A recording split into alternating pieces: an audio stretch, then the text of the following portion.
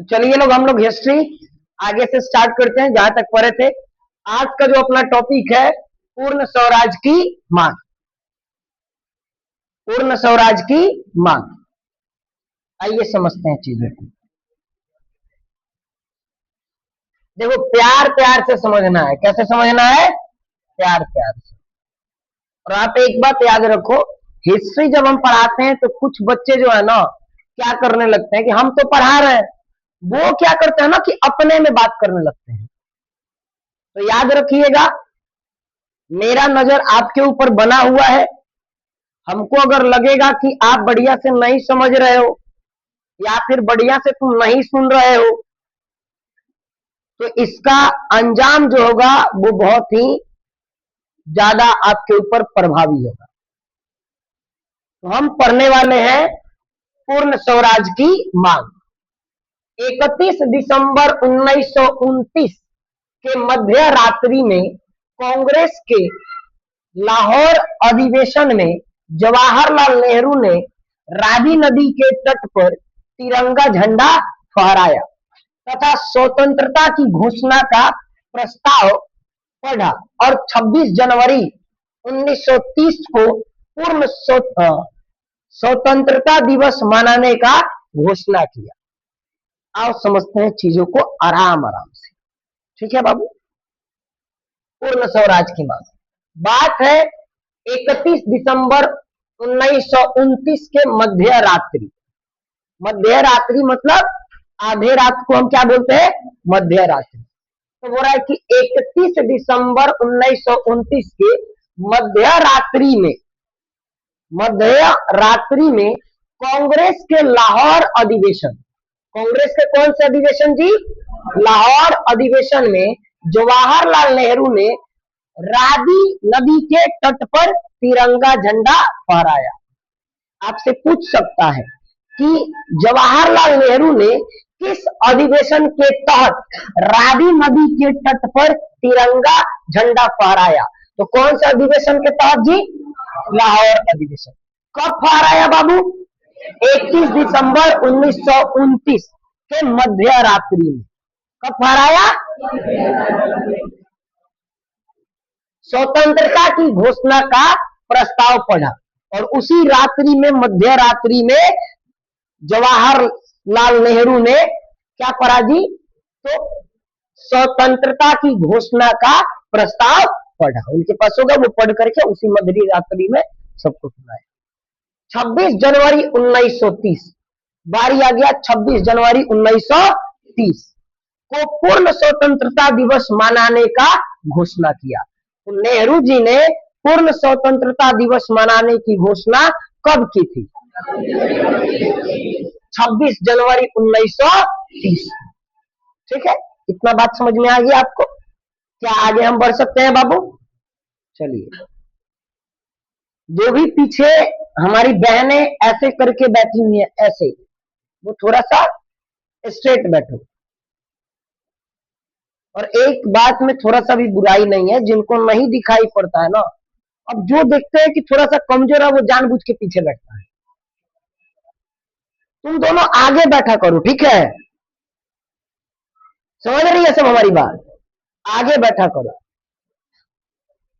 अगला है बाबू, गांधी का समझौतावादी रूप। यानी जो अपने गांधी जी थे उनका समझौतावादी हम क्या देखेंगे? रूप को देखेंगे। तो आंदोलन शुरू करने से पहले गांधी ने वर्साय के समक्ष 11 सूत्रीय मांग रखा। ध्यान से समझो, गांधी जी अपना आंदोलन शुरू करने से पहले वर्साय के समक्ष कितनी? वर्साय के समक्ष 11 सूत्री मांग रखा। मतलब गांधी जी ने अपना आंदोलन शुरू करने से पहले वर्साय के समक्ष क्या रखा जी? 11 गो सूत्री मांग रखा। लेकिन रविन ने उसे इनकार कर दिया। जो इन्होंने 11 मांग रखा, उस पर इनकार किसने किया जी? कौन? इरविन। सॉरी, किसने इनकार किया? इरविन ने इनकार कर दिया। अपने महात्मा गांधी आंदोलन शुरू करने से पहले उन्होंने क्या किया जी, वर्साय के समक्ष 11 सूत्री मांग रखा, लेकिन इरविन ने इसका क्या कर दिया जी, इनकार कर दिया कि हम आपका कोई मांग नहीं मानने वाले। तो अपने महात्मा गांधी से भाई पहले समझौता के लिए हाथ बढ़ाए, और नहीं करिएगा तो भाई हम तो आंदोलन करेंगे। आंदोलन करने के लिए ही बने हैं हम। इसीलिए गांधी जी सविनय अवज्ञा आंदोलन करने का निश्चय किया। पहले अपने गांधी जी शांत आदमी थे, ये सोचते थे कि समझौता से काम हो जाए तो क्या जरूरी है आंदोलन करने का। दो गुट में मारपीट किया हुआ है, तो अगर समझौता से, पंचायत से मामला रफा दफा हो जाए तो क्या जरूरी है केस फौजदारी करने का। तो अपने गांधी जी जो थे वो पहले समझौता करना चाहे, आंदोलन शुरू करने से पहले समझौता करना चाहे, लेकिन ये इरविन जो था उनके मांग को क्या किए जी, इनकार कर दिया कि गांधी जी आपका हम कोई समझौता, आपकी हम कोई मांग नहीं मानने वाले हैं। बस अपने गांधी जी सविनय अवज्ञा आंदोलन करने का निश्चय लिया। अच्छा, तो गांधी जी बोले अच्छा तू हमारे मांग ना मनबो ना, 11 गो समसूत्री मांग मंगले बने, इहो तू ना मनबो तो न हम निश्चित कर देतनी कि हम सविनय अवज्ञा आंदोलन करेंगे। तब जाकर के अपने गांधी जी ने कौन सा आंदोलन शुरू किया, सविनय अवज्ञा आंदोलन शुरू किया। क्या आगे हम बढ़ सकते हैं बाबू? दांडी मार्च, इसको दांडी यात्रा भी बोला जाता है, ठीक है। दांडी मार्च या दांडी यात्रा, दोनों में से कोई भी हो, ये नहीं कि दांडी मार्च हमने यहाँ पे अभी पढ़ाया और एग्जाम में दांडी यात्रा आ गया तो वहां पे लिख देंगे। देखिए हमारे गुरुजी जब पढ़ा रहे थे तो वहां पे मार्च के जगह पे, यहाँ पे यात्रा दिया हुआ है, वहां पे मार्च था, तो हम इस क्वेश्चन का आंसर नहीं करेंगे, तो तबराक मिल जाएगा। क्या मिल जाएगा? तबराक। दांडी यात्रा हो या दांडी मार्च हो, सेम चीज आपको चिपका के आने हैं, ठीक है बाबू। गांधी जी 12 मार्च 1930 को साबरमती आश्रम से अपने 78 अनुयायियों के साथ, मतलब दोस्तों के साथ दांडी समुद्र तट तक यात्रा शुरू की। इन्होंने अपने आश्रम साबरमती आश्रम से दांडी यात्रा का क्या किया जी, शुरुआत किया। कितने लोगों के साथ शुरुआत किया जी? 78 लोगों के साथ इन्होंने अपना दांडी यात्रा का शुरुआत किया। कहां तक जाना था जी? तो दांडी यात्रा कहां तक? समुद्र तक का यात्रा शुरू किया, मतलब अपने साबरमती आश्रम से अपने 78 वो साथियों के साथ ये समुद्र के तट तक दांडी यात्रा करना प्रारंभ किया। कई वो आदमी स्टार्ट किया था? 78 वो। देखना कितना आदमी है। यह यात्रा चौक गांधी जी 24 दिन में 250 किलोमीटर की यात्रा तथा 6 अप्रैल 1930 को दांडी पहुंचकर समुद्र के पानी से नमक बनाकर नमक कानून का क्या किया? उल्लंघन किया। अब ध्यान से देखिए, दांडी यात्रा कहां से शुरू किया गया था? साबरमती आश्रम से। कहां से? दांडी यात्रा कब शुरू किया गया था? कितने लोगों के साथ शुरू किया गया था? बहुत बढ़िया। यह यात्रा चौक गांधी जी, यानी गांधी चौक कोई है, वहां से 24 दिन में 250 किलोमीटर, समझ रहे हो? 250 किलोमीटर मतलब क्या? 250 किलोमीटर। 250 किलोमीटर मतलब गांधी जी अपने पैर से 250 किलोमीटर की यात्रा 6 अप्रैल 1930 को दांडी पहुंचकर समुद्र के पानी से नमक बना करके नमक कानून का क्या किया जी? उल्लंघन। ठीक है, आगे हम बढ़ सकते हैं। दांडी यात्रा पूछेगा तो बोल दोगे। सविनय अवज्ञा आंदोलन के कार्यक्रम। सविनय अवज्ञा आंदोलन जो थे उनका कार्यक्रम क्या था? तो पहला है नमक कानून का उल्लंघन किया। सविनय अवज्ञा आंदोलन ही कौन से कानून का उल्लंघन किया? नमक कानून का उल्लंघन किया। किसके पानी से भाई? समुद्र के पानी से नमक बना करके दांडी यात्रा इन्होंने किया था। और नमक कानून का क्या किया था, उल्लंघन किया था। स्कूल एवं कॉलेज का बहिष्कार करना, विदेशी कपड़े को जलाया जाना, और स्कूल और कॉलेज का इन्होंने क्या किया, बहिष्कार किया और विदेशी कपड़े को क्या किया, जला दिया। ठीक है, सब किस आंदोलन का कार्यक्रम में आता है, सविनय अवज्ञा आंदोलन के कार्यक्रम। सरकार को कोई कर नहीं अदा करना, यानी सरकार को कोई टैक्स नहीं देना है। कर का मतलब क्या है भाई, टैक्स। सविनय अवज्ञा आंदोलन के कार्यक्रम में ही शामिल था कि सरकार को कोई टैक्स देने का काम नहीं करना है। औरत को शराब की दुकान के आगे धरना देना, और औरत को बोला गया कि आपको अपने पति को सुरक्षित रखना है तो आप शराब के दुकान के आगे धरना प्रदर्शन कीजिए। अब ये नीतीश जी देखता ही है सब। सरकारी नौकरी का त्याग करना, जिनके लोग पास भी सरकारी नौकरी था उनको क्या बोला गया कि आप सरकारी नौकरी का त्याग कीजिए। घर में चरखा और सूत बनाना, घर में ही चरखा से क्या बनाना भाई, सूत बनाना। ठीक है, आगे बढ़े। ये सब किसका कार्यक्रम के अंतर्गत आता है, सविनय अवज्ञा आंदोलन के कार्यक्रम के अंतर्गत आता है। अगर आपसे एग्जाम में पूछ देगा कि सविनय अवज्ञा आंदोलन के कार्यक्रम को लिखिए, तो आप लिख दोगे सविनय अवज्ञा आंदोलन के कार्यक्रम निम्न है। ठीक है बाबू, और इन सब टॉपिक को लिख देने हैं।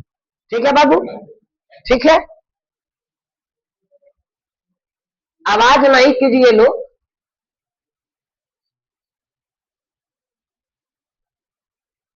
Gandhi Irwin pact, Gandhi Irwin pact, ध्यान से समझिएगा, समझ रहे हो। 5 मार्च 1931 को गांधी जी एवं लॉर्ड इरविन के बीच एक समझौता हुआ। देखो आ गया ना, अपने गांधी जी और इरविन के बीच एक समझौता हुआ। तो गांधी जी और इरविन के बीच कब समझौता हुआ, गांधी जी और लॉर्ड इरविन के बीच कब समझौता हुआ, जिसे गांधी इरविन पैक्ट कहा गया। इस समझौता को क्या कहा गया, तो आपसे एग्जाम में पूछेगा कि गांधी और लॉर्ड इरविन की समझौता को निम्न में से क्या कहते हैं, गांधी इरविन पैक्ट कहते हैं। इसे दिल्ली समझौता के नाम से भी जाना जाता है। इस समझौते को दिल्ली समझौता के नाम से जाना जाता है। गांधी इरविन पैक्ट को हम लोग दिल्ली समझौता के नाम से जानते हैं। कोई दिक्कत, इस समझौता में गांधी जी को द्वितीय गोलमेज सम्मेलन में भाग लेने के लिए बुलाया गया। और ये जो सम्मेलन हो, ध्यान से देखो, इस समझौते में जो समझौता हुआ इरविन और गांधी जी के बीच, इस समझौते में द्वितीय सम्मेलन, द्वितीय गोलमेज सम्मेलन में भाग लेने के लिए किनको बुलाया गया भाई, गांधी जी को बुलाया गया कि हे गांधी जी आप आइए द्वितीय गोलमेज सम्मेलन में आप आकर के भाग लीजिए। किस समझौता के तहत, गांधी इरविन पैक्ट या फिर दिल्ली समझौता के तहत। ठीक है बाबू, आगे हम बढ़ सकते हैं, बढ़ सकते हैं दीदी।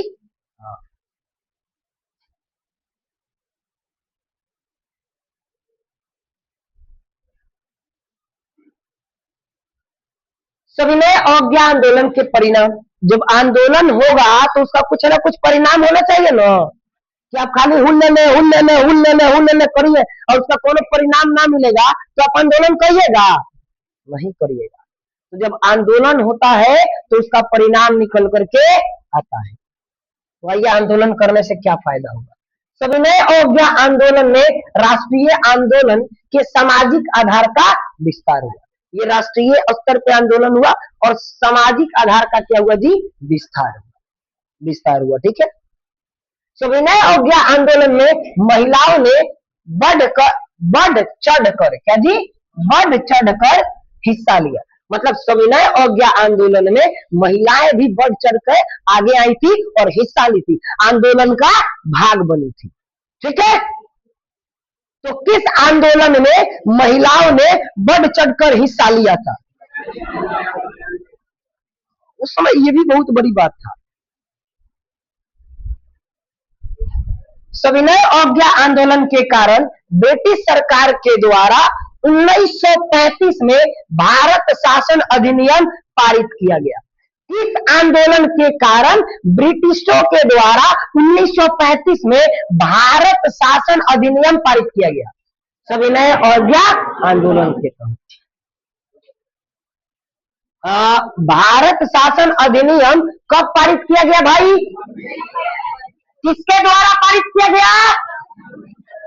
किसके द्वारा? ब्रिटिश के द्वारा, अंग्रेज के द्वारा। किसके द्वारा? चंपारण आंदोलन, ये अपना धरती की बात है, समझ रहे हो, ये बिहार की बात है। तो आइए इसको हम लोग थोड़ा सा समझते हैं। चंपारण आंदोलन कब हुआ था बाबू? 1917 में। चंपारण आंदोलन कब हुआ था? कौन सा आंदोलन 1917 में हुआ था? पूरा बिहार में 3 कठीय प्रणाली व्यवस्था प्रचलित थी। बिहार में कौन सा व्यवस्था प्रचलित थी जी? 3 कठीय प्रणाली व्यवस्था प्रचलित थी। इस व्यवस्था में किसानों को अपने 3/20 भूभाग पर नील की खेती करनी होती थी। मतलब ध्यान से समझो, जो किसान लोग थे ना, उनके 3/20 भूमि के भाग पर किसका खेती करना पड़ता था भाई? नील का खेती करना पड़ता है। नील की खेती करने से भूमि की उर्वरता कम हो जाती थी। उर्वरता मतलब उपज कम हो जाता है। उर्वरता मतलब खेत बंजर के कगार पर चल जाता है। कौन कगार पर? मतलब खेत में तू नील के खेती कोइलो तो खेत के तारा उर्वरता क्षमता कम हो जाई, फसल उमें ज्यादा ना लगे, तो घाटा है कि नहीं है? ये बिहार के किसानों के साथ किया जाता था। और बागान मालिक मनमानी कीमत पर खरीदारी करते थे, और जो बागान के मालिक होते थे वो इसकी मनमानी अपने मन से रेट लगा करके क्या करते भाई? खरीदी करते थे। सब कुछ बोला तू, हम बागान मालिक हैं, पहले कहीं खड़ा होइए, आपका वस्तु 2 रुपए किलो,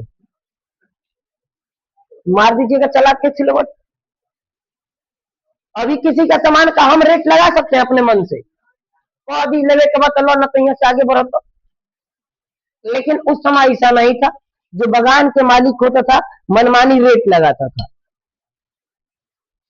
कृत्रिम नील के उत्पादन के कारण विश्व व्यापार में नील की मांग घट गई, और जो कृत्रिम नील बनाया जा रहा था, आदमी के द्वारा जो मैनमेड नील बनाया जा रहा था, उसके उत्पादन के कारण नील की मांग क्या हो जाएगी?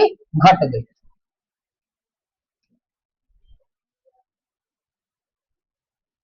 तो बागान मालिक किसानों से अधिक लगान का मांग करने लगा।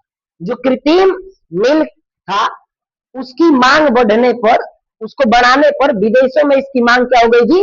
घट गई। तो जो बागान का मालिक था वो किसानों से अधिक क्या लेने लगा? टैक्स लेने लगा। अधिक क्या लेने लगा? टैक्स लेने लगा, अधिक कर लेने लगा। चंपारण के किसान राजकुमार शुक्ल के आग्रह पर गांधी जी 1917 में चंपारण पहुंचे, और चंपारण के किसान भाई थे जिनका नाम है राजकुमार शुक्ल। इनके आग्रह करने पे, इनके बोलने पे महात्मा गांधी जी ने 1917 में चंपारण पहुंचे और किसानों को 3 कठीय प्रणाली से मुक्ति दिलाई। और गांधी जी पहुंचे, कहे कि क्या समस्या है? तो ये देखिए यहाँ पे 3 काठीय व्यवस्था प्रणाली है। तो महात्मा गांधी पूछे, अब हम आ गए हैं, टेंशन मत लीजिए, हम लोग आंदोलन के इन सबको क्या करेंगे? खत्म करेंगे। तो गांधी जी चंपारण कब पहुंचे बाबू? किनके आग्रह करने पे गांधी जी चंपारण आए हुए थे? राजकुमार शुक्ल। राजकुमार शुक्ल कहाँ के थे भाई? चंपारण के एक किसान थे। कहाँ के थे? इसे ही चंपारण सत्याग्रह कहा जाता है और इसे ही चंपारण सत्याग्रह के नाम से भी जाना जाता है। किसी बच्चे को कोई दिक्कत एग्जाम में आ जाएगा कि चंपारण सत्याग्रह क्या है तो लिख दीजिएगा।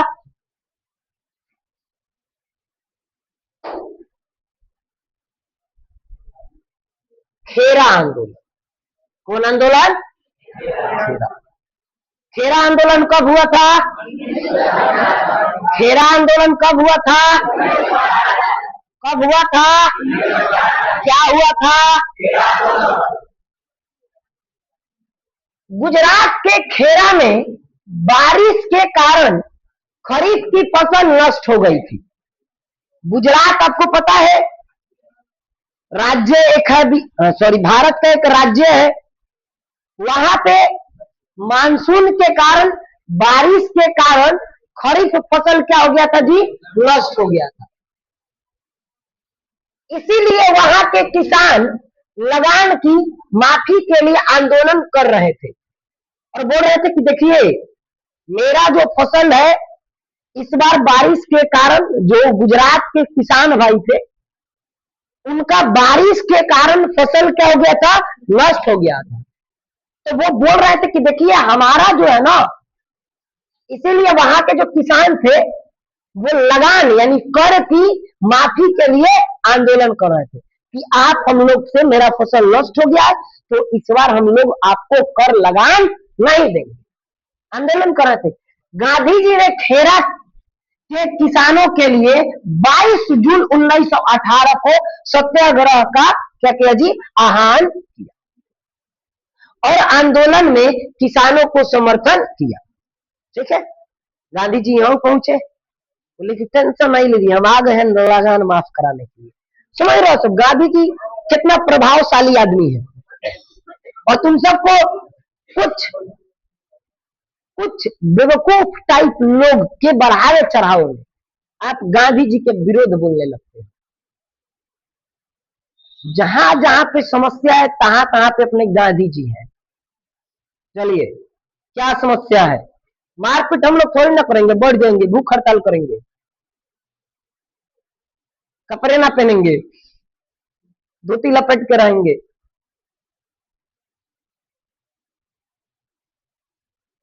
समर्थन किए।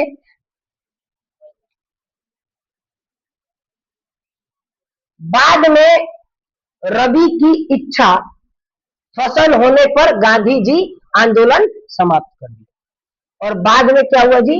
रवि की इच्छा से फसल होने पर रवि फसल अच्छी होने से महात्मा गांधी ने क्या किया जी? इस आंदोलन को समाप्त कर दिया। अरे कि चलो अब तो तरल के रवि फसल गदागद भइल बा, अच्छा भइल बा, आंदोलन के का कर दिया? समाप्त कर। ठीक है, तो आंदोलन समाप्त भी किसने किया था? गांधी जी।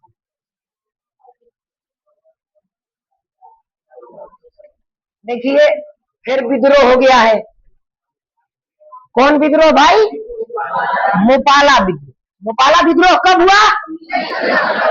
मोपाला विद्रोह कब हुआ?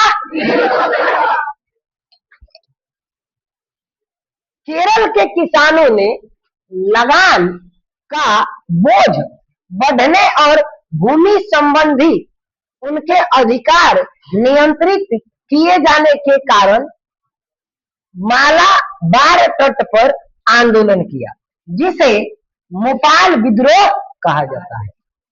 मोपाल विद्रोह के नेता अली मूसा लियार थे। कौन थे जी? अली मूसा लियार थे। बात है 1921 में। यहाँ पे तो कुछ उतना है नहीं भाई, ये केरल के किसानों के द्वारा किया गया था। क्या जी?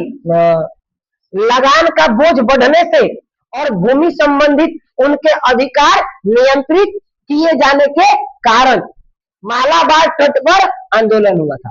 मतलब ध्यान से देखो, जो किसानों का लगान था, जो टैक्स था, उसको बढ़ाने की वजह से, और जो किसान भाई थे उनको भूमि से संबंधित अधिकार के लिए उनको क्या किया गया था, नियंत्रित किया गया था कि आप इस भूमि पे यही यही काम कर सकते हैं। इसके कारण उन्होंने मालाबार तट पर आंदोलन किया, जिसे मोपाला विद्रोह कहा जाता है। यहाँ पे मोपाला होगा। मोपाला विद्रोह के नेता कौन थे जी? अली मूसा लियार थे।